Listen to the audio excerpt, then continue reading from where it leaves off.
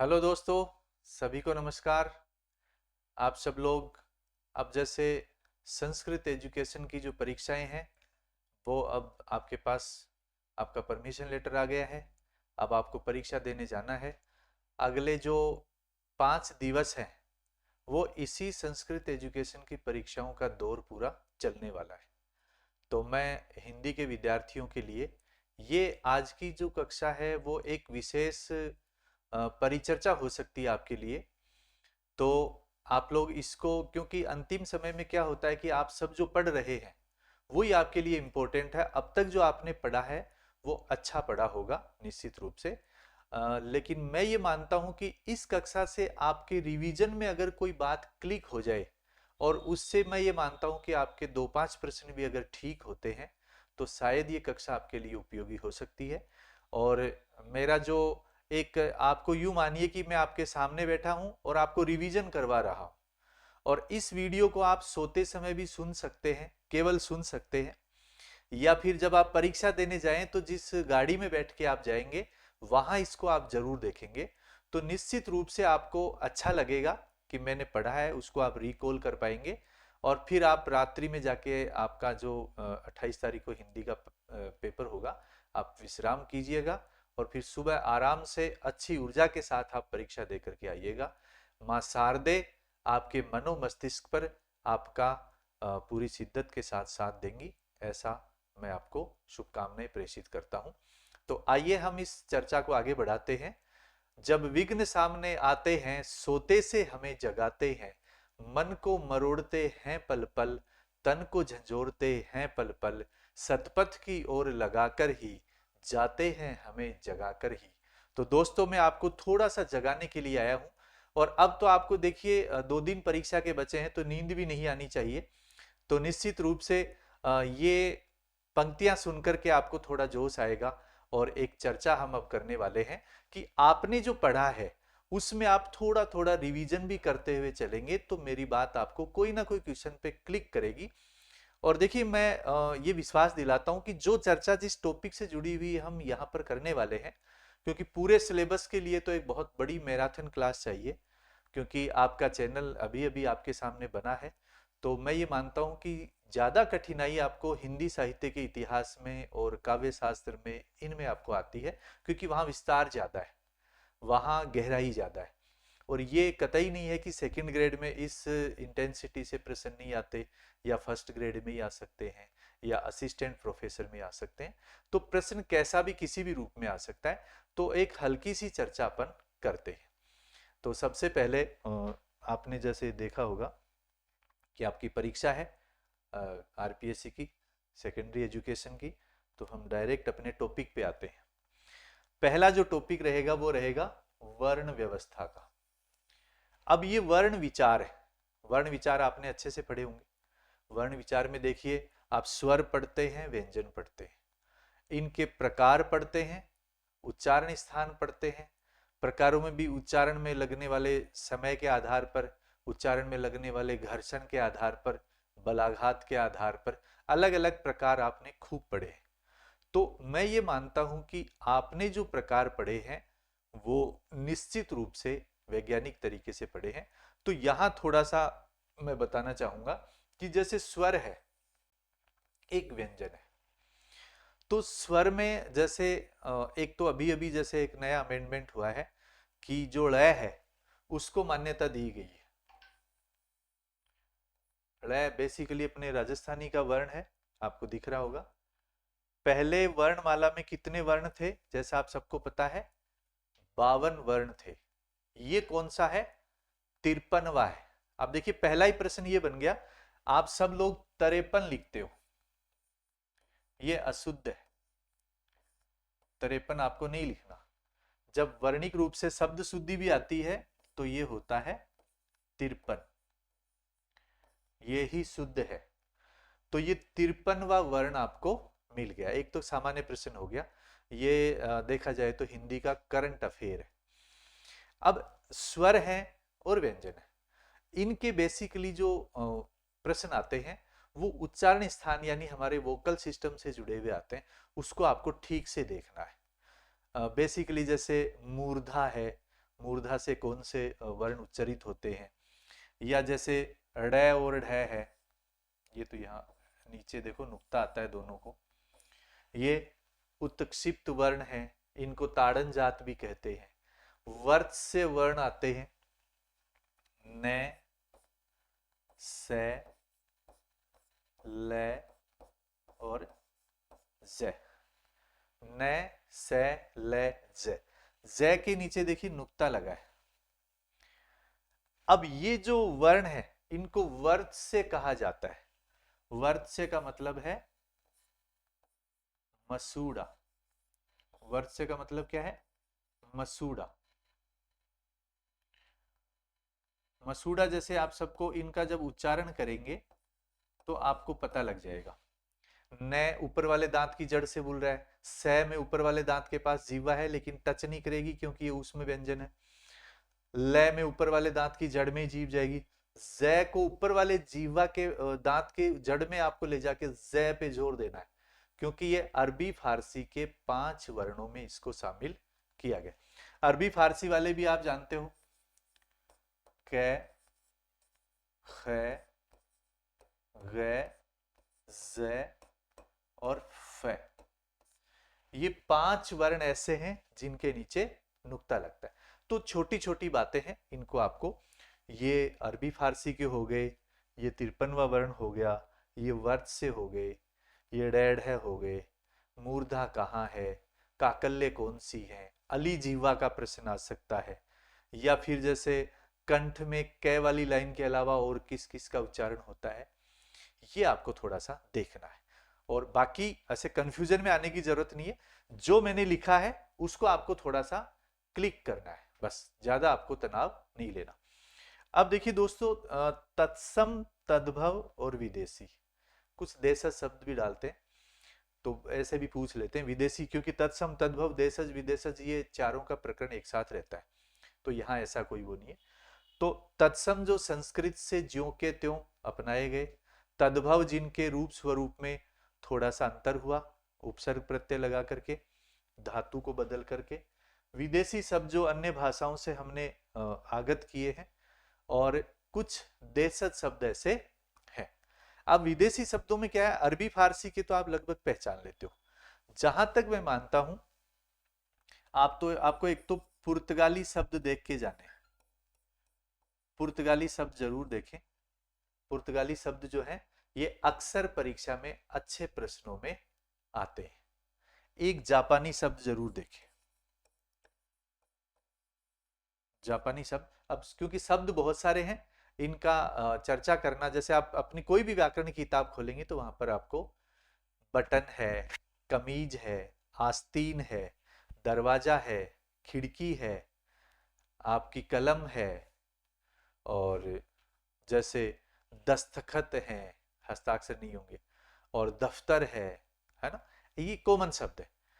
ये बाल्टी है, ये हमारा शब्द नहीं है।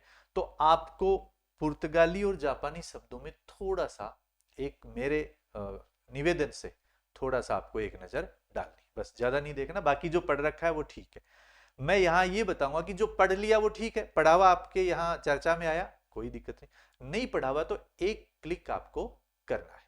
ओके, अब आता है देखिए व्याकरणिक कोटियां, दूसरा बिंदु। इसमें आपके सामने दो चीजें लिखी हैं, विकारी और अविकारी, तो ये दोनों आप जानते हो। विकारी जिसमें लिंग वचन काल से विकार हो जाता है, संज्ञा, सर्वनाम, विशेषण, क्रिया, ये विकारी है। ये आप खूब ठीक तरह से पढ़े हैं आपने निश्चित रूप से। संज्ञा में जैसे देखा जाए तो आप व्यक्तिवाचक, जातिवाचक, भाववाचक में, भाववाचक संज्ञा पे थोड़ा सा गौर करना है। भाववाचक संज्ञा क्या है? कुछ भौतिक चीजें हैं, दिखाई देती हैं तो या तो व्यक्तिवाचक होंगी या जातिवाचक होंगी। कुछ दिखाई नहीं देती, जैसे गैस आपको दिखाई नहीं देती लेकिन सारी गैस सब जगह व्याप्त है, जातिवाचक होती है। तेल, घी, पानी, खिचड़ी, राबड़ी, है ना, छाछ, ये तरल पदार्थ हैं। कुछ ठोस पदार्थ हैं, सारे अनाज, सारी सब्जियां, सब कुछ। तो जाति और व्यक्ति को कोई दिक्कत नहीं, लेकिन कुछ ऐसे रूढ़ व्यक्तिवाचक शब्द जिनका प्रयोग हम किसी अन्य व्यक्ति के चरित्र के लिए या उसके कार्यों के लिए, उपलब्धि के लिए, अच्छे कार्यों के लिए, बुरे कार्यों के लिए कर देते हैं, तो वहां वह व्यक्ति से व्यष्टि से समष्टि की ओर चला जाता है, व्यक्ति से जाति में बदल जाता है। जैसे मान लो कोई भी अच्छा पात्र है, राम रावण के लिए आप ज्यादा समझते हैं, राम और रावण दो पात्र हैं। अब राम चूंकि अब अपन कहेंगे नहीं यार ये तो राम जैसा है, तो एक राम तो वो थे, एक दूसरा ये होगा, अरे नहीं ये तो रावण है, इससे बच के रहो, अरे ये तो विभीषण है, अरे ये तो क्या है, दयाचंद है। तो यहां आपने एक व्यक्ति का डबल रोल कर दिया, यह एक से अनेक कर दिए, जयचंदों से बच के रहो, रायचंदों से बच के रहो। तो किसी का नाम हो जो गुण के कारण अनेक लोगों पर उसका आरोप किया जाए, या एक से अधिक कर लेंगे, एक से डबल होते ही व्यक्ति से जाति बन गया।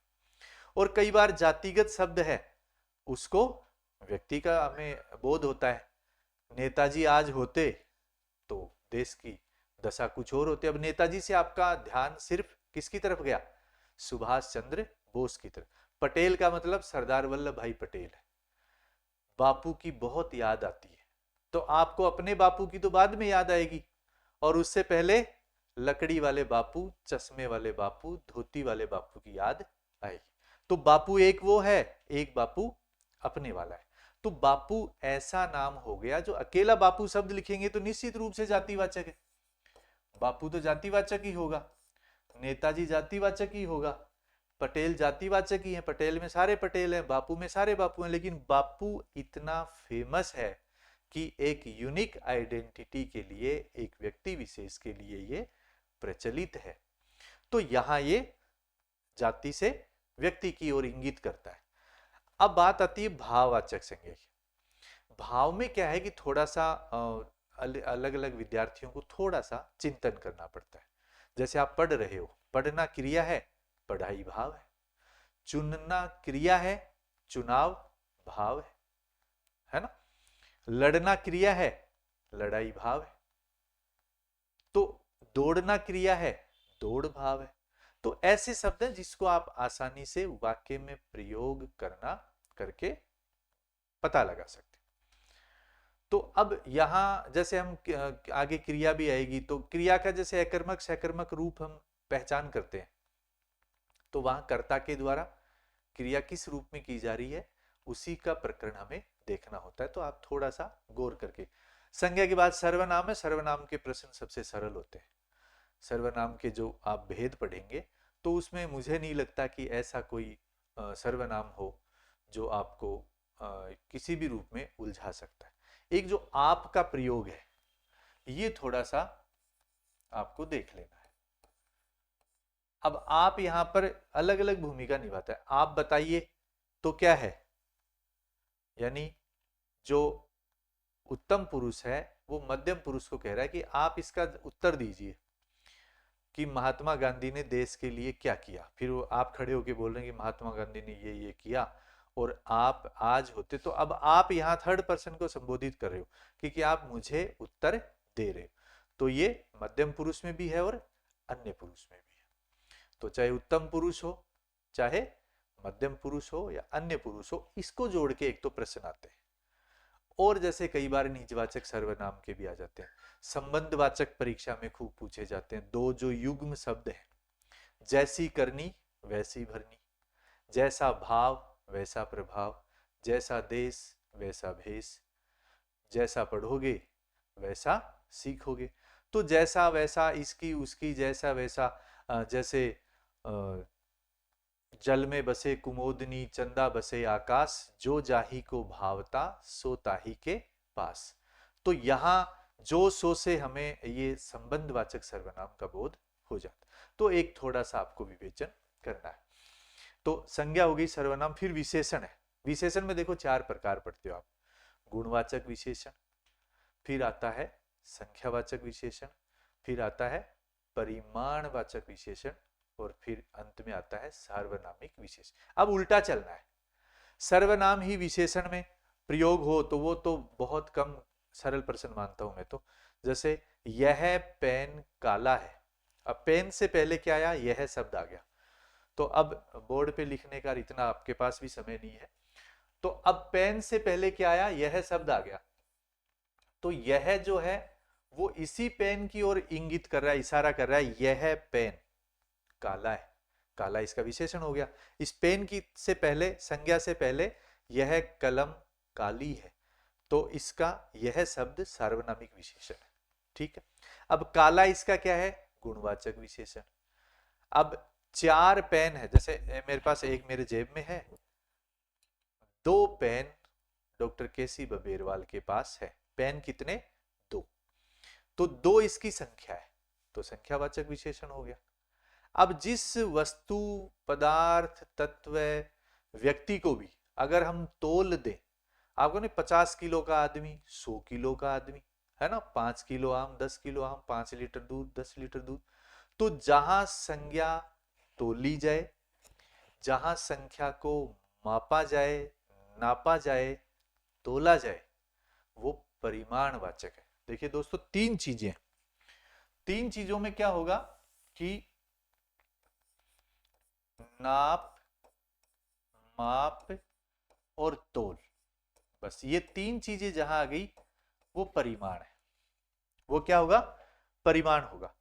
अब केले हैं, तोल के खाओगे तो परिमाणवाचक है। 1 किलो केला, केले की विशेषता कितनी है, 1 किलो, अर्थात आपने 1000 ग्राम लिया। 1 दर्जन केला, तो आपने गिन के 12 लिए, तो यहां संख्या है, तो केले को तोलोगे तो परिमाण आएगा, गिनोगे तो संख्या आएगी, तो परिमाण से आप समझ गए। तो अब हम उल्टा चल रहे हैं, सार्वनामिक विशेषण में सर्वनाम ही संज्ञा से पहले लग रहा है, नाप, माप, तोल में ये चीजें आ गई। और फिर हम ऊपर चलेंगे तो संख्यावाचक में केवल संख्या आएगी, संख्या कैसी भी आ सकती है, 1 से लेके जितनी आप संख्या जानते हैं। फिर जो भी बच गया, अच्छा, बुरा, भला, मोटा, काला, पीला, पतला, नुकीला, छरहरा, गहरा, छिछला, उथला, ऊंचा, नीचा, समतल, ये सब गुणवाचक है। लाल, काला, पीला, हरा, नीला, जो भी कुछ है सब गुणवाचक है विशेषण के दृष्टिकोण से। तो संज्ञा, सर्वनाम, विशेषण, और अंत में आता है क्रिया। क्रिया में थोड़ा सा एक मेरिटोरियस प्रश्न आपको मिल सकता है। तो यहां हम ये देखते हैं कि क्रिया जो है ये अकर्मक और सकर्मक, ये प्रश्न ज्यादा आते हैं। अब अकर्मक और सकर्मक, सीधा सा आपको पता लगेगा कि यहां सकर्मक कर्म के साथ, अकर्मक कर्म से रहित। अब सकर्मक क्रिया का रूप आपको परीक्षा में कर्म वहां दिखाई नहीं देगा, कर्म दिखाई नहीं देगा, लेकिन फिर भी वो सकर्मक होगी। जैसे मैंने हंसाया, अभी जैसे मैंने आपको दिनकर साहब की पंक्तियां सुनाई, मैंने विद्यार्थियों को सुनाया, सुनाई, कविता की कुछ लाइन सुनाऊंगा, मैंने हंसाया, तो एक तो कर्ता खुद हंसा, मैं हंसा, अकर्मक है, मैंने हंसाया, सकर्मक है, बस। तो आपको ये चेक करना है, मैं दौड़ा, मैंने दौड़ाया, मैं सोया, मैं खुद सोऊंगा, मैंने सुलाया, मैं बच्चे को सुला रहा हूं। इससे आपको मैं और इसमें आपको दोनों प्रकार की क्रिया, मैं हंसा, मैंने हंसा कभी नहीं होगा, मैं और मैंने से आप कोई भी क्रिया के अकर्मक सकर्मक रूप को जांच सकते हो, ये थोड़ा सा आपको देखना है। तो अविकारी शब्दों को हो गए संज्ञा, सर्वनाम, विशेषण, क्रिया। अब इसके बाद में आते हैं विकारी शब्द, संज्ञा, सर्वनाम, विशेषण, क्रिया। अविकारी शब्दों में क्रिया विशेषण आ गए। क्रिया विशेषण की भी अच्छी अच्छी वो आती है, जैसे लिखना है, धीरे लिखना, तेज लिखना, कम लिखना, ज्यादा लिखना, क्रिया की विशेषता है, तो क्रिया विशेषण हो गया।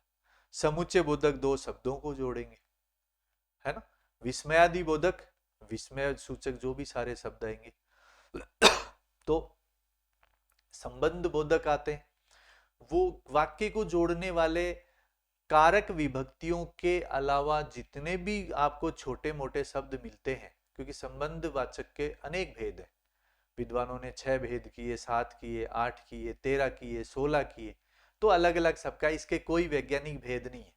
ये एक उलझाने वाला प्रकरण है, यहाँ आपको डरने की जरूरत नहीं है कि आपसे कोई भेद पूछे कितने लिखने, कोई उत्तर नहीं आएगा, बस जो बच गए वो क्या है, संबंधवाचक है। तो कोई सा भी संबंधवाचक किसी भी शब्द को जोड़ने का कार्य करेगा। तो वहां आपको थोड़ा सा देख लेना है। अब विकारी अविकारी शब्दों के भेद उपभेद हो गए।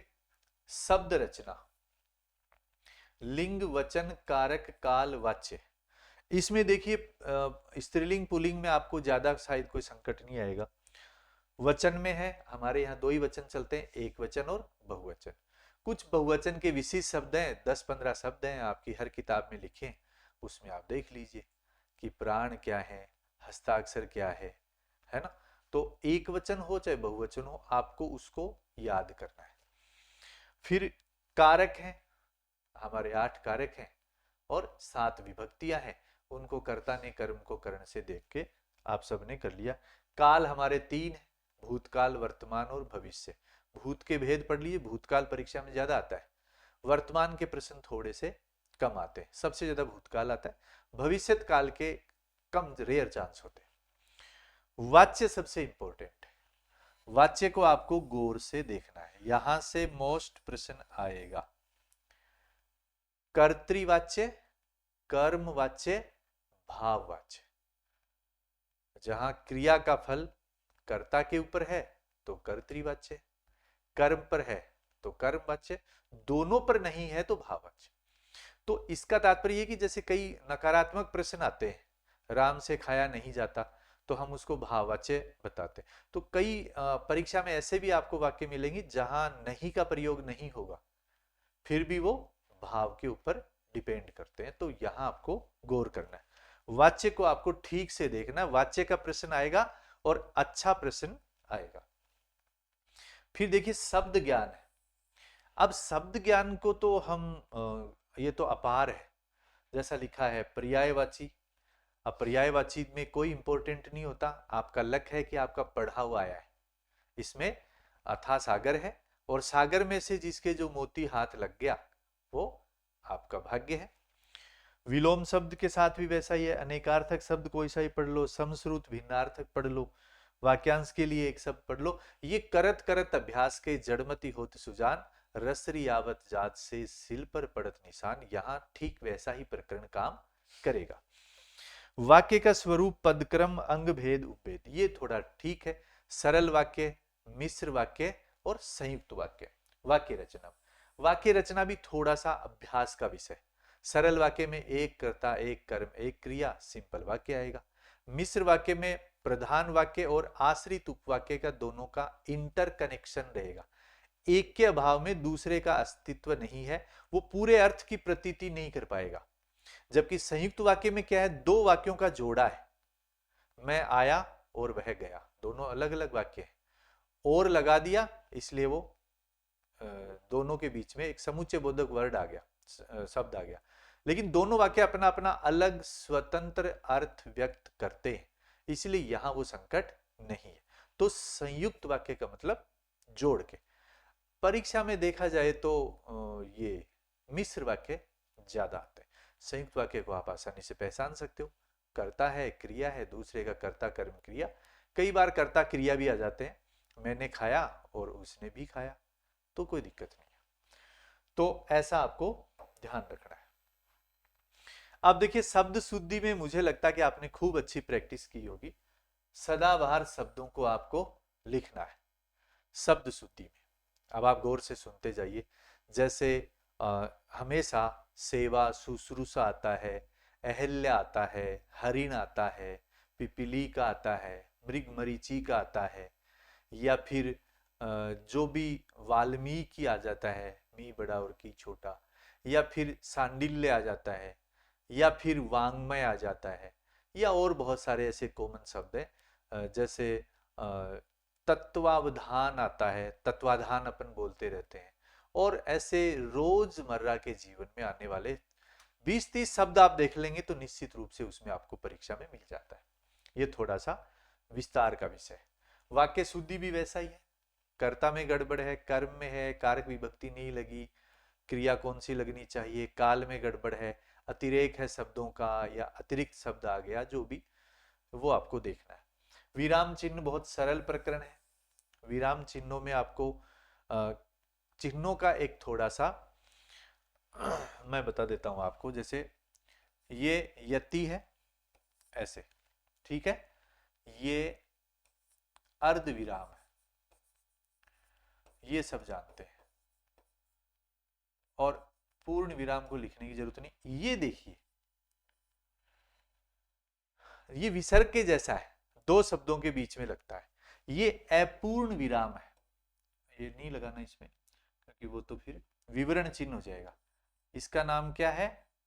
अपूर्ण विराम।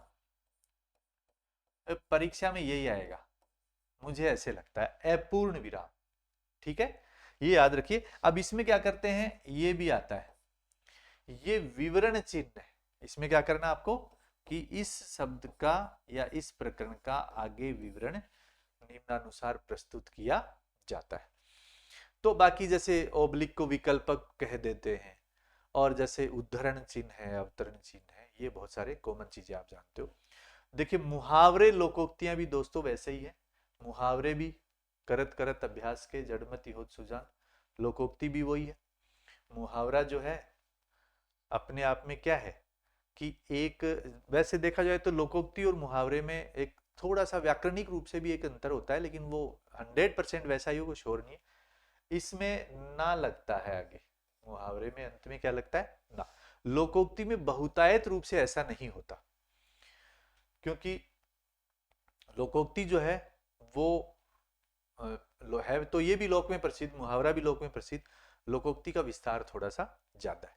शरीर के अंगों से जुड़ने वाले सब, सिर पर बैठना, नाक पर चने फोड़ना, आंख लगना, या फिर दांत खट्टे करना, कान पर जून रेंगना, ये सारे ना लग रहे हैं, शरीर के अंगों से जुड़े हुए, वो सारे क्या है? मुहावरे हैं, ऐसा आप समझते हैं, देखते हैं। अपठित गद्यांश व पद्यांश पर आधारित प्रश्न, यहां आपको गौर करना है। एक तो गद्यांश हो चाहे पद्यांश हो, उसको 2 बार पढ़ना है। कितनी बार पढ़ोगे? 2 बार। एक बार उसके भाव के लिए, एक बार भाव के साथ साथ भाषा के लिए। दोनों प्रकार के प्रश्न आते हैं कि इसका केंद्रीय भाव क्या है, शीर्षक क्या है, इसमें भाषाई दृष्टि से कुछ पूछ लेंगे, या उसमें कुछ आपसे कहेंगे कि निम्न पंक्ति या शब्द का क्या अर्थ है। तो वहां आपको 2 बार आप पढ़ लेंगे तो निश्चित रूप से उसका उत्तर दे पाए। उत्तर देते समय गद्यांश पद्यांश में जल्दबाजी नहीं करें, इसको आप 2 मिनट का समय ज्यादा दें, क्योंकि आपको गद्यांश में से ही उत्तर देना है, तो ये सबसे सरल प्रकरण है देखा जाए तो। लेकिन यहां हम कुछ प्रश्न को पहली मर्तबा समझते हुए हम उसमें थोड़ी सी गलती कर देते हैं, और फिर बाद में पता चलता है कि एक बार और पढ़ लेते तो ये हमारा ठीक हो जाता। ठीक है, तो पद्यांश में जैसे हमें शैलीगत चीजें बतानी होती है, अलंकार कौन सा है, छंद कौन सा है, भाषा कौन सी है, रीति कौन सी है, गुण कौन सा है, ये सारी चीजें। अब काव्य की रीतियां हैं, घोड़ी, वैदर्भी, पांचाली। रीति आपस में तीनों गुणों से कनेक्टेड है। जैसे आप सबको पता है कि घोड़ी है वो ओज गुण के साथ अपना संबंध रखती है। घोड़ी रीति और ओज गुण एक ही बात है। फिर आती है वैदर्भी। वैदर्भी देखिए माधुर्य गुण। वैदर्भी का जो भी उदाहरण होगा वो माधुर्य गुण का भी होगा। और इसके बाद में जैसे पांचाली बच गई, तो पांचाली के साथ आएगा प्रसाद गुण। तो यहां गोड़ी, वैदर्भी, पांचाली और ओज, प्रसाद, माधुर्य एक ही बात। इनके उदाहरण और गुण धर्म आपस में लगभग समान होते हैं, ऐसा आपको ध्यान रखना। काव्य दोष तो दे ही रखे हैं, श्रुति, कटुत्व, ग्राम्यत्व, अप्रतित्व, क्लिष्टत्व, अकर्मत्व और दुष्कर्मत्व। इसमें देखिए परीक्षा में आपको श्रुति कटुत्व भी, जो कठोर वर्णों की आवृत्ति होगी तो पहचान में आ जाएगा। ग्राम्यत्व दोष, कोई ग्रामीण शब्द आ जाएगा, तो इन दो से मैं ये मानता हूं कि प्रश्न अगर आता है तो वो सरल है, इन दो में से अगर आएगा तो। और इसके अलावा अगर आता है, मेरे ख्याल से परीक्षा में एक तो अप्रतित्व और एक दुष्कर्मत्व। अकर्मत्व और दुष्कर्मत्व में दोनों में थोड़ा सा वैज्ञानिक अंतर है। एक में क्रम भंग है, एक में सांस्कृतिक दोष है। तो ये आपको देखना है, तो इस पे गौर करना है। अब यहां पर आपको थोड़ा सा इसमें देखेंगे तो अब देखिए क्लिष्ट तो क्या है, अर्थ की क्लिष्टता लेके बैठा हो, आपको खूब सारे गुणा भाग करने के बाद में अर्थ आएगा, तब तक बहुत देर हो जाएगी। अर्थ समझने में बहुत जटिलता है। आपको कुछ भी समझ में नहीं आ रहा है, इसका मतलब ये समझ लेना कि वो क्लिष्ट है। ठीक है, अगर ऐसा हो जाए तो। बाकी तो पढ़े हुए दोहे आते हैं, पढ़े हुए पद आते हैं, ऐसी कोई संकट नहीं आएगा। तो अक्रम और दुष्क्रम दोनों में जो माइन्यूट अंतर है वो आपको देखना है, समझना है। इसमें से आरपीएससी में प्रश्न आएगा, ये थोड़ी सी गुंजाइश ज्यादा है। अब अलंकार की तरफ आते हैं। तो अलंकारों में दोस्तों क्या है, श्लेष है, मतलब चिपका हुआ, एक शब्द है, अर्थ अनेक है। यमक भी आप पहचान सकते हो, उपमा सा सी से आ जाएगा। रूपक में उपमेय उपमान का भेद आरोप है। यहाँ उत्प्रेक्षा में ये रूपक में डेस भी मिलता है, कई बार डेस नहीं भी आए तो भी आपको देखना है, रूप की दृष्टि से देखते ही पहचान ले। मनु मानो मानहु, जनु जानो जानहु और मनो, ये उत्प्रेक्षा है। उत्प्रेक्षा में कई बार इसके भेद भी पूछ लेते हैं, वस्तुत्प्रेक्षा है, हेतुत्प्रेक्षा है, फलोत्प्रेक्षा है, तो भेद पे भी नजर मार लेना, उदाहरण उसमें सारे लिखे रहते हैं। तो ये थोड़ा सा भेद की दृष्टि से इंपॉर्टेंट है। विभावना सरल है, देखते ही पता चल जाता है, बिनु पद चले सुने बिनु काना, कर बिनु करे कर्म विधि नाना। तो मेरे ख्याल से सरल होता है अगर पूछा जाए तो। असंगति ये परीक्षा के लिए इंपॉर्टेंट है, यहां से प्रश्न आना थोड़ा सा अच्छा माना। संदेह और भ्रांति सरल है। संदेह में क्या है कि उपमेय और उपमान में कौन सा उपमान है कौन सा उपमेय, अंत तक संदेह बना रहता है। भ्रांति में हम उपमान को उपमेय मान चुके होते हैं और क्रिया घट जाती है। भाई नारी है कि सारी है, सारी है कि नारी है, तो कंफ्यूजन लास्ट तक बना हुआ है, तो संदेह। तो क्या है, संदेह। और भ्रांति में भ्रम हो गया, बिल बिचारी नाग सूंड में घुसने लगा, सर्प झट से काली ईंख समझकर उसने उठा लिया, उसे चट से उसने उठा लिया और मुंह में ले लिया हाथी ने। तो सांप को खाने के बाद ही पता चलेगा कि काली ईंख नहीं है। विरोधाभास भी सरल है, जहां विरोध न होने पे भी विरोध। मानवीकरण भी सरल है, प्राकृतिक उपादानों का मानवीकृत रूप में आप वर्णन देख लेते हैं, आप सरल है, आपने समझ लिया होगा। तो आपको मित्रों देखो गौर करना है असंगति पे और उत्प्रेक्षा के भेद पर। बाकी सारा सरल है, आप आसानी से पहचान सकते हो, कोई दिक्कत नहीं है। तो अब रिकॉल कहां करोगे, ज्यादा कंफ्यूजन नहीं करना, जो आपने थोड़ा कम समझा है वहीं पे आपको 5 मिनट में ये समझ जाओगे, 5 मिनट में ये समझ जाओगे, ज्यादा समय की कोई बात नहीं है। छंद बहुत सरल प्रकरण है, या तो मात्रा गिन लो या वर्ण गिन लो, इसमें कभी प्रश्न गलत नहीं होना चाहिए। अलंकार में तो हो सकता है समझने में भूल हुई हो, गिनती के अलंकार है यहाँ पर। द्रुत विलंबित हरि गीति का कवित सविया दोहा सोरठा चौपाई, बस कोई गड़बड़ी नहीं है। द्रुत विलंबित 12 वर्ण गिन लो, हरि गीति का है 28 गिन लो, कवित जो है 31 32 33। सवैया के जैसे 11 भेद मानते हैं, तो भेद बाई चांस न भी पूछे तो भी आप मात्राएं गिनते हुए साधारण और दंडक छंदों के आधार पे कर सकते हो। दोहा और सोरठा एक दूसरे के विपरीत है, मात्राएं 24 ही होती है, 11 13 पे यति और 13 11 पे यति। चौपाई तो दिखते ही पता चल जाएगी 16। तो यहां मेरे ख्याल से ये प्रश्न आपकी जेब में है, यहां कोई ज्यादा कंफ्यूजन नहीं। रस का प्रश्न अच्छा है, इसको मेरिटोरियस प्रश्नों में गिना जा सकता है। तो रस के अवयव हैं, भेद हैं, रस के आचार्य हैं, साधारणीकरण क्या है, और जो व्याख्याता आचार्य हैं उनको आपको अच्छे से देखना है। भट्टलोलट है, भट्टनायक है, अभिनव गुप्त है, और आपको इनके पूरे जो सिद्धांत हैं उसमें उत्पत्ति और निष्पत्ति, इस पर गौर करना है। वो अच्छे से एक बार रिवीजन कर लोगे, आपने अब तक कर भी लिया होगा, ज्यादा कोई संकट है नहीं। अब देखिए ये तो हो गया हमारा एक तरह से व्याकरण और काव्य शास्त्र का पोर्शन। अब हमारे पास सबसे बड़ी बात है हिंदी साहित्य का इतिहास, यहां से बहुत अच्छे प्रश्न आते हैं। तो हिंदी साहित्य के इतिहास में मित्रों देखिए अपन देखते हैं, सबसे पहला प्रश्न तो आएगा नामकरण का। फिर आएगा काल विभाजन का। अब आदिकाल के नामकरण में अलग अलग विद्वानों ने को 22-23 नामकरण किए। अब सेकंड ग्रेड में जो बड़े आलोचक हैं उसमें से आपको अच्छा प्रश्न देगा तो सुमेलित करवा सकता है। एक नाम पूछने की बजाय मेरा ख्याल यह है कि नामकरण का प्रश्न जो है वो आएगा सुमेलित करवाने वाला। तो सुमेलित में आप पहले सबसे पहले नामकरण जिसने किया वहां से आपको देखते हुए चलना है। जो जो अब जैसे काल विभाजन हम देखें तो सबसे पहले किसने किया, आप सबको ध्यान है, जॉर्ज अब्राहम ग्रियर्सन।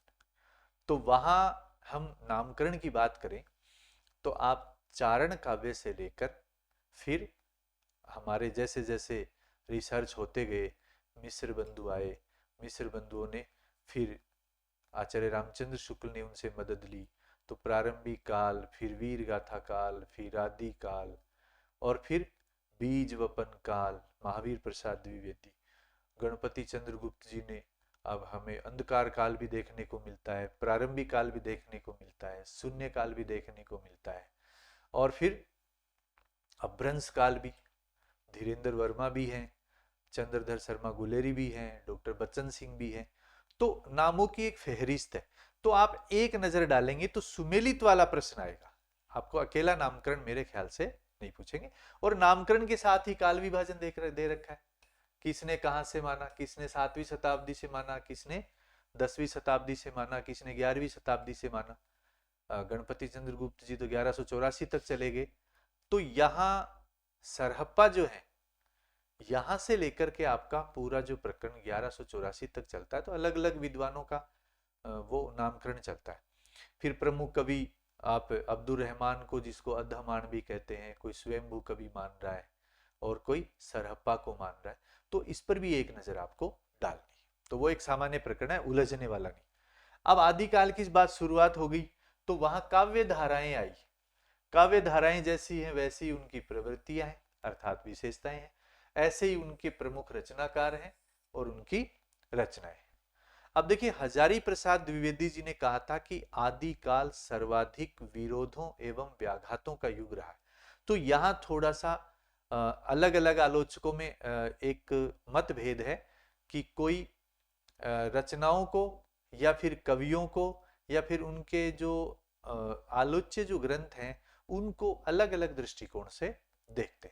फिर भी धीरे धीरे अब हमारे पास कालांतर में आके चीजें व्यवस्थित होगी और हमें एक मानक रूप में उनको पढ़ने का हमारे पास एक अच्छा आधार बन गया है। तो साहित्य की बात करें तो सिद्ध साहित्य पहले आया, आपको सरहप्पा, सबरपा, लुईपा, डोंबिपा, कणप्पा, कुकुरिया सबको पढ़ना है। अब सामान्य चीज आए तो सबको पता है, दोहा कोश के बारे में सबको पता है। सरहप्पा जो है वो नालंदा विश्वविद्यालय में पढ़ाते थे और जो महामाया है वो उनके साथ रहती थी। और फिर उनकी रचना के बारे में पूछ सकते हैं या फिर उनकी काव्य पंक्तियों के बारे में पूछ सकते हैं। सिद्धों की काव्य पंक्ति का मुझे ऐसे लगता है कि एक प्रश्न जो है वो जरूर आएगा। तो सिद्धों की काव्य पंक्ति आपको जरूर पढ़नी है और वो अच्छा प्रश्न माना जाएगा, क्योंकि बाकी जैसे जैन ग्रंथों में हमारे कम वो आते हैं, क्योंकि वहां काव्य पंक्तियों का ज्यादा प्रकरण है नहीं। तो जेहि मन पवन न संचरई, रवि शशि नाही पवेश, नाद न बिंदु न रवि न शशि मंडल, चियरा साहबे मुफल, ये लाइन हो गई। गंगा जमुना माझेरे बहर नाई, ताही बुढ़ीली मातंगी पोई आली ले पार करई, या फिर का तरवर पंच विडाल, चंचल चिये पैठो काल। तो ये सिद्ध साहित्य की जो पंक्तियां हैं, मेरे ख्याल से एक प्रश्न इसमें से जरूर आएगा। यहां आप मेरे निवेदन से एक बार सिद्धों की पंक्तियों को जरूर देखें। और व्यावहारिक प्रश्न आता है तो सिद्धों की निम्न में से कौन सी विशेषता नहीं थी, यह आएगा। नाथों की निम्न में से कौन सी विशेषता नहीं थी, ये आएगा। या गोरखनाथ की 14 रचनाओं में से निम्न में से कौन सी है, ये आएगा। बाकी कोई इतना उलझुलूल प्रश्न उसमें से नहीं आएगा। तो सिद्ध और नाथ, सिद्धों की अगली परंपरा नाथ रही। नाथों से फिर आगे जाके हम कबीरदास का संत संप्रदाय पढ़ेंगे और फिर कबीरदास हैं, फिर आधुनिक युग के कबीर नागार्जुन आ जाते हैं। तो अब जैन साहित्य जो है, जैन साहित्य में हम श्रावकाचार से लेके जितनी जैन ग्रंथ हैं उनके बारे में जो स्टोरी है वो भी देखेंगे, उनका प्रकाशन वर्ष भी आपको देखना है। रासो साहित्य मोस्ट इंपोर्टेंट है। रासो में एक प्रश्न हमेशा से सदाबहार प्रश्न है, रासो की प्रामाणिकता। रासो की प्रामाणिकता, इसके ऊपर आपको थोड़ा सा विवेचन करना है। तो अब देखिए यहां आपको आचार्य रामचंद्र शुक्ल, आचार्य हजारी प्रसाद और एक तीसरा, एक तो प्रामाणिक मानने वाले, एक अर्ध प्रामाणिक मानने वाले और एक अप्रामाणिक मानने वाले, तीनों प्रकार के यहां पर वर्ग बने हुए हैं। तो यहां पर जैसे देखा जाए तो कर्नल, जेम्स टॉड, श्याम सुंदर दास, ये एक ऐसा वर्ग है, मोहनलाल विष्णुलाल पांड्या, तो मिश्र बंधु आगे, तासी आगे, तो यहां इनको प्रामाणिक मानने वाला एक वर्ग बन जाता है। आचार्य रामचंद्र शुक्ल ने दोनों बातें रखी कि रासो एक जाली ग्रंथ है, ये भी कह दिया, और ये भी कह दिया कि भाई रासो के हमारे पास 7000 जो छंद है वो उपलब्ध है। ऐसे तो रासो में 16,306 छंद माने गए, लेकिन कुछ लोग कह रहे हैं कि 7000 उपलब्ध हो गए, कुछ कह रहे हैं कि 3500, कुछ कह रहे हैं 3000, तो वो अलग अलग जगह उनकी उपलब्धता है। तो हजारी प्रसाद द्विवेदी जी, सुनीति कुमार चटर्जी के साथ आप जाएं तो उनको याद करें, शुक्ल जी के साथ जाएं तो उनको याद करें, और कर्नल साहब के साथ रहें तो उनको याद करें। फिर बात आती है रासो की प्रामाणिकता में। फिर रासो ग्रंथों का एक बार ये भी पूछ लेते हैं कि भाई इनका निम्न सुमेलित करवा के इनमें इनका लेखक असंगत कौन सा है। तो रासो की थोड़ी लिस्ट लंबी है, 7-8 ग्रंथ है, वो आपको देखने। फिर आता है विद्यापति, इसके साथ में हम शामिल करना चाहेंगे। विद्यापति का देखिए दोस्तों, एक प्रश्न तो जरूर अवश्य आएगा, दो भी आ सकते हैं। मैथिल कोकिल है, इनका एक प्रश्न अवश्य आएगा और दो भी आ सकते हैं। तो विद्यापति को आपको आरपीएससी की दृष्टि से विस्तार के साथ पढ़ना है। फिर आता है अपभ्रंश साहित्य। अपभ्रंश साहित्य में स्वयंभू को आप देखना है, स्वयंभू के ऊपर कोटेशन जो आलोचकों ने कहे हैं वो सारा देखना है। और एक आता है अपभ्रंश साहित्य। अपभ्रंश साहित्य का भी एक प्रश्न आपको जरूर मिलेगा।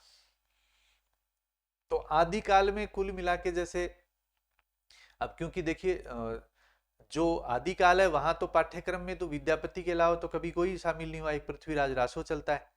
और ऐसे हम रचनाओं के दृष्टि कोण से देखें तो ढोला मारूरा दूहा भी हमेशा पाठ्यक्रम में शामिल रहे हैं। तो कई जैसे राजस्थानी लोगों का थोड़ा यूं रहता है कि भाई ढोला मारूरा दूहा का भी हम प्रश्न दे तो हो जाता। अब भक्ति काल के तो चारों कवि पाठ्यक्रम में भी आते हैं, तो उनके प्रश्नों को हम पाठ्यक्रम के दृष्टिकोण से भी शामिल मान लेते हैं। तो यहाँ भक्ति काल में वही काव्य धाराएं, प्रवृत्तियां, प्रमुख रचनाएं, तो कबीर और जायसी निर्गुण के उपासक हैं और सूर और तुलसी सगुण के उपासक हैं। तो कबीर का कबीर ग्रंथावली है, कबीर परिचय है, कबीर का स्वयं का परिचय है, साखी शब्द रमैनी है। कबीर के ऊपर हजारी प्रसाद द्विवेदी जी ने कितने अच्छे अच्छे कोटेशन दिए। कबीर वाणी का डिक्टेटर है, अपनी बात को जिस रूप में कहना चाहा कहलवा दिया, बन गया तो सीधे सीधे, नहीं तो दरेरा देकर। और ऐसे थे कबीर, सिर से पैर तक मस्त मोला, आदत से अक्खड़, स्वभाव से फक्कड़, दिल से तर, दिमाग से दुरुस्त, भेषधारियों के लिए प्रचंड, और जो भेषधारी नहीं है, निरीह व्यक्तियों के लिए जैसे गाय की तरह है एक तरह से। तो कहने का तात्पर्य क्या है कि कबीर दास ऐसे मिलन बिंदु पर खड़े हैं जहां एक और हिंदुत्व निकलता है, एक और मुसलमान निकलता है। जबकि आचार्य शुक्ल कहते हैं कि कबीर कवि नहीं समाज सुधारक है, तो वो कवि नहीं मानते, क्योंकि कबीर पढ़े लिखे तो है नहीं, मसी कागज छुयो नहीं, कलम गयो नहीं हाथ, तो कबीर पढ़े लिखे नहीं है। खैर, तो मेरा कहने का मतलब ये है मित्रों कि कबीर पे प्रश्न आना सुनिश्चित है, और मैं ये मानता हूं कि बहुत अच्छी कोटेशन आएगी। पक्ष में कोटेशन है तो लगभग हजारी प्रसाद जी उनके ऊपर, क्योंकि हजारी प्रसाद जी ने कबीर पे रिसर्च भी किया, कबीर को बड़ा कवि माना। शुक्ल जी ने इनको कवि नहीं माना, तो वो थोड़ा सा इनके विरोध में बोल देते हैं। जायसी है तो जायसी का तो सूफियाना अंदाज है। सूफी काव्य में प्रेम को आदर्श मान करके जायसी ने जो प्रेम को इश्क मिजाजी से इश्क हकीकी तक लेकर गए हैं, वो आपको समझना है। और सूफी काव्य में मेरिटोरियस प्रश्न भी आते हैं, हाल की 4 दशा बताइए, और सूफी काव्य में जो 4 सोपान हैं वो बताइए। तो आपने मतलब पढ़ा भी होगा, सीखा भी होगा, अब जहां तक मैं मानता हूं। फिर भी जैसे एक छोटा सा सूत्र मैं हमेशा विद्यार्थियों को बताता हूं कि एक तो है नाम जला, एक तो ये सूत्र है। तो ना से तो नासूत होता है, मैं से मलकत होता है, जैसे जबरूत होता है, ला से लाहूत होता है,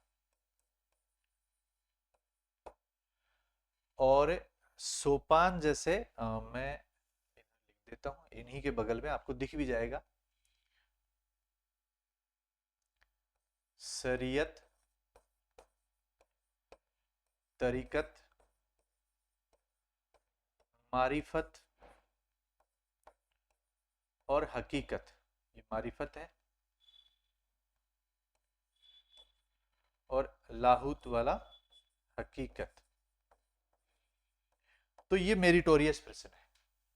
अब सूफी काव्य में यूं आए कि भाई आप 4 सोपान बताइए और 4 हाल की दशा बताइए। तो आपको सोपान तो याद रखने हैं, सतमा है, 7 महीने में आप सोपान पार कर सकते हो। और जो दशा है वो 4 है, नासूत, मलकत, ये मैं है, ये मैं, जबरूत और लाहूत। तो देखिए, ना, मैं, जय, ला, नासूत, मलकत, जबरूत, लाहूत, शरीयत, तरीकत, मारिफत, हकीकत, इसका सूत्र है सतमा है। आपको सोपान 7 महीने में पूरा मिल जाएगा। सतमा है, शरीयत, तरीकत, मारिफत, हकीकत, और नासूत, मलकत, जबरूत, लाहूत। तो ये सूफी काव्य का जो एक चरण है, या सूफी की दशा में अंत में जो भी जिसके मस्तिष्क में प्रेम पैदा हुआ, जैसे राजा रतन सेन है, उनके मस्तिष्क में प्रेम पैदा हुआ, वो आत्मा है। पद्मावती परमात्मा है, वो सिंगल द्वीप में रहती है। तो आत्मा परमात्मा को प्राप्त करने के लिए कहाँ जा रही है, कितनी दूर जा रही है, कितना कष्ट है, संकट है। तो इसका मतलब ये हुआ कि प्रेम एक आधार है। इश्क मजाजी रत्न सेन इश्क हकीकी पद्मावती को प्राप्त करने के लिए इन चरणों से गुजरता है। उसके मस्तिष्क में प्रेम पैदा हुआ, वो नासूत है, और वो शरीयत की दशा है। फिर वो यहां से चला, मलकत, तरीकत है। फिर वहां पद्मावती के दर्शन हुए, गंधर्व सेन से युद्ध किया, वो जबरूत है, मारिफत है। अंत में उसको प्राप्त कर लिया, वो लाहूत की दशा है, हकीकत है। लेकिन सूफी काव्य में क्या है, प्रेम प्राप्त हो जाना, परमात्मा प्राप्त हो जाना, अपने आप को फना कर देना, और अंत में बका की अवस्था है। अंतिम अवस्था क्या है, बका। और ये बका कब होगा, जब आप फना हो जाएंगे, अर्थात इश्क मजाजी इश्क हकीकी को प्राप्त करने के लिए अपने आप को आलम ए लाहूत में मिलाकर जब फना हो जाता है, तो वह बका की अवस्था में पहुंच जाता है। तो ये सूफी दर्शन की थोड़ी एक टर्मिनोलॉजी है, जिसको अलग फिलोसॉफी कहते हैं। बाकी जायसी, पद्मावती, इन सब के बारे में आप जानते हो, वो आप कर सकते हो। तो कबीर और जायसी के बारे में थोड़ा, जायसी का प्रश्न मेरिटोरियस है।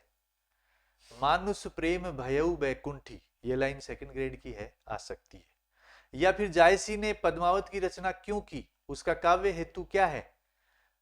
ओ मैं जानी कवि तस्कीना मकु यह रहे जगत में चीना, कि ऐसा मैंने जानकर इस कवित की रचना की है कि जगत में मेरा नाम रहना चाहिए।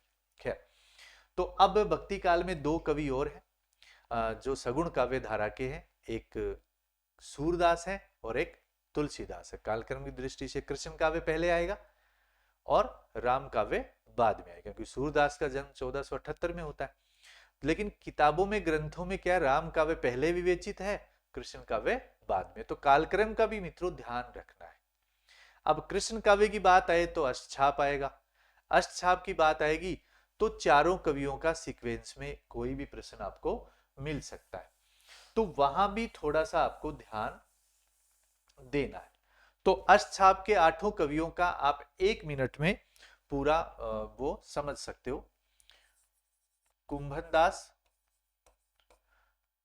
सूरदास, परमानंद दास और कृष्णदास, ये 4 शिष्य थे। कुंभन के सूर, परम के कृष्ण आपने याद भी कर लिए होंगे। ये 1468, 78, 93 और 96, ये 1400 ही चल रहा है। 1468, 78, 93, 96 ये इनका जन्म तिथि है। तो ये सुमेलित करने वालों में कौन पहले है, कौन बड़ा है, कौन छोटा है, ये आ सकता है दोस्तों, याद रखना, मोस्ट इंपोर्टेंट। यहां से प्रश्न आपको जरूर मिलेगा, ये आप 28 तारीख को देख लीजिएगा। कुंभन के सूर, परम के कृष्ण, 68, 78, 93, 96। एक चीज और इसमें कॉमन आएगी आपके सामने। फिर आते हैं, देखिए ये तो 4 तो हो गए किसके, शिष्य वल्लभाचार्य के। फिर विठलनाथ के, इसके बाद में सीक्वेंस वही रहेगी। गोविंद स्वामी, पूरा नाम आप सबको आता ही, यहाँ अपने पास समय कम है। छीत स्वामी, चतुर्भुज दास और नंद दास। अब देखिए 1505, 5, 15, 30, 33। तो यहां एक चीज कॉमन है, इन दोनों में 10 साल का अंतर है, यहां 3 साल का है। यहां भी 5 और 15 में 10 साल है, यहां भी 30 और 3 में 3 साल है। तो इससे अच्छा याद करने के लिए कुछ नहीं हो सकता कि कुंभन के सूर, परम के कृष्ण, गोविंद की छतरी चतुर ने नंद को दे दी, गोविंद की छतरी चतुर ने नंद को दी।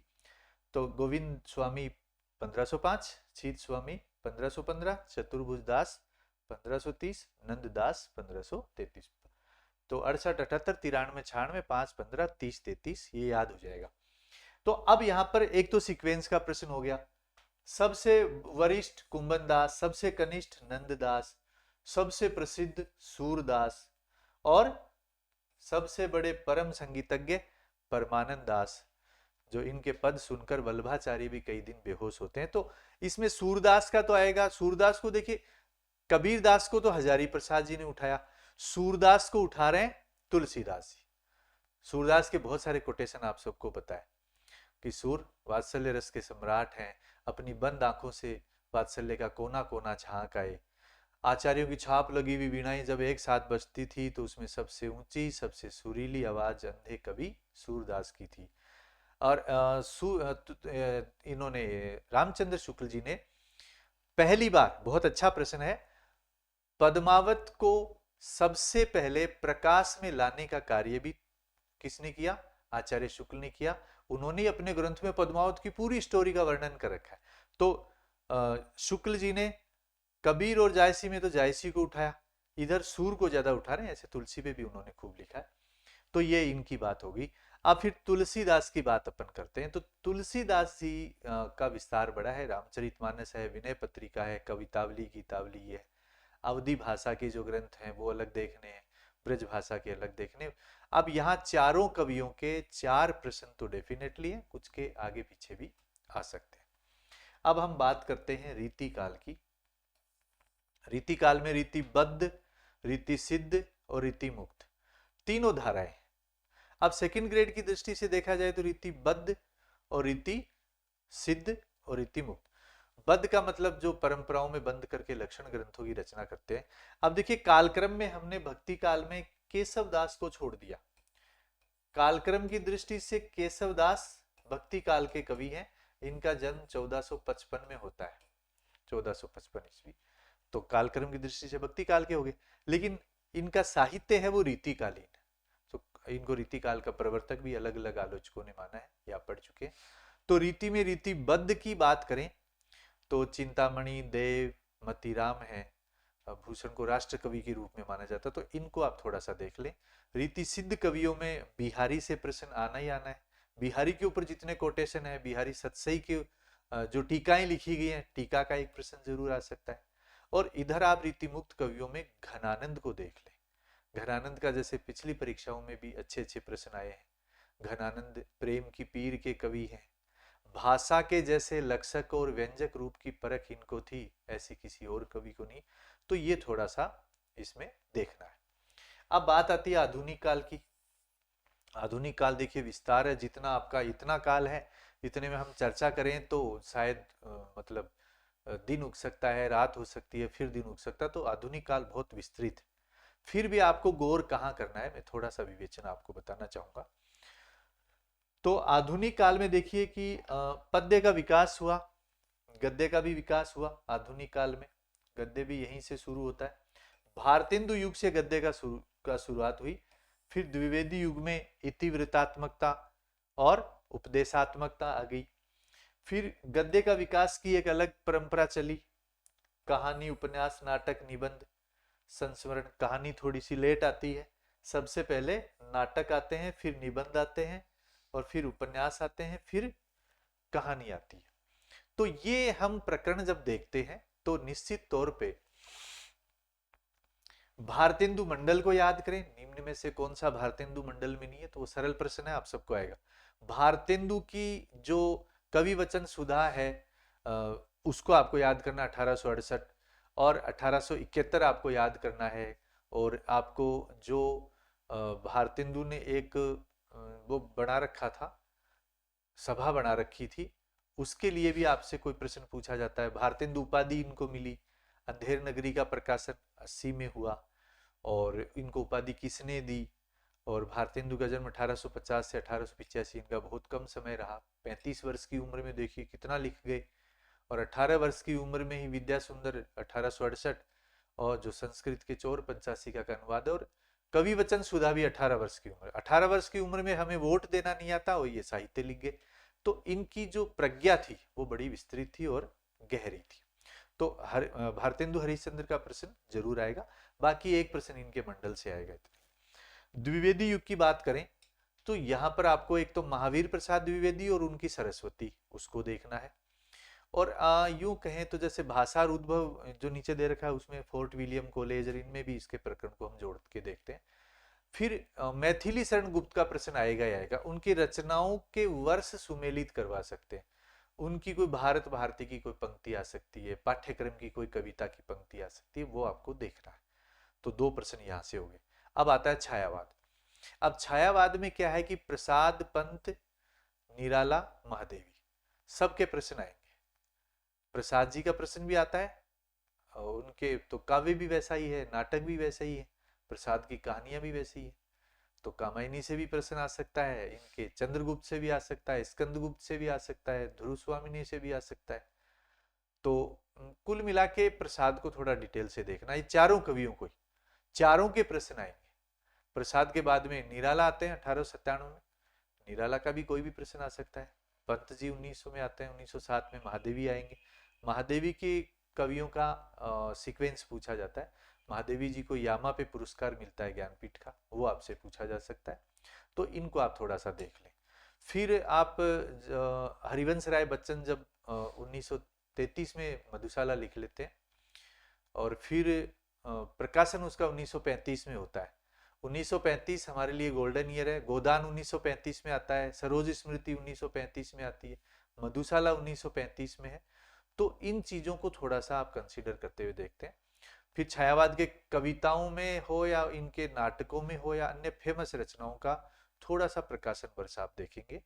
तो जो एक धारा, हालावादी धारा चली, उसमें हरिवंश राय बच्चन ही आपके लिए मुख्य है। फिर आपका प्रगतिवाद आ जाता है 1936 में। प्रगतिवाद की स्थापना को थोड़ा सा देख लेंगे। हमारे जो वहाँ पर जो प्रोग्रेसिव राइटर्स ऑफ एसोसिएशन हुआ लंदन में, पेरिस में, उसमें हमारे भारत की तरफ से जो डॉक्टर मुल्क राज आनंद गए, डॉक्टर सज्जाद जहीर गए, भवानी भट्टाचार्य गए। इनका नाम हमें ध्यान रखना है कि कौन वहाँ शामिल नहीं हुआ, ऐसा चौथा नाम कोई डाल देंगे। फिर उनका यहाँ पर समाचार आता है लखनऊ में एक सम्मेलन होता है प्रगतिशील लेखक संघ का, प्रेमचंद उसके अध्यक्ष बनते हैं। प्रेमचंद के अध्यक्षीय भाषण का कोटेशन आ सकता है कि साहित्य दबे कुचले लोगों की मुक्ति का होना चाहिए। फिर 36 से लेकर 43 तक हम जब पहुंचते हैं तो 43 में प्रयोगवाद आता है।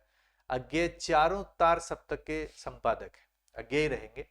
अज्ञेय प्रथम सप्तक में शामिल है, फिर साथ साथ कवियों के वो बना रखे, सबने आपने सूत्र बना बना के उनको पढ़ लिया होगा।